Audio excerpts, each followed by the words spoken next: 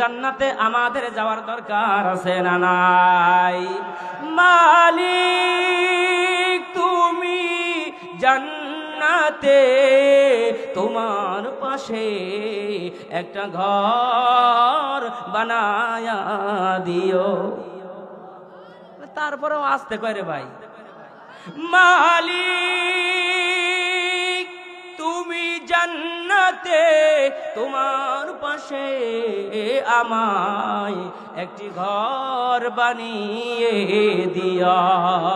তোমার হুকুম মেনে নিবার, তোমার আদেশ মেনে নেবার তৌফিক দিও। তুমি জান্নাতে ঘর দিয়া।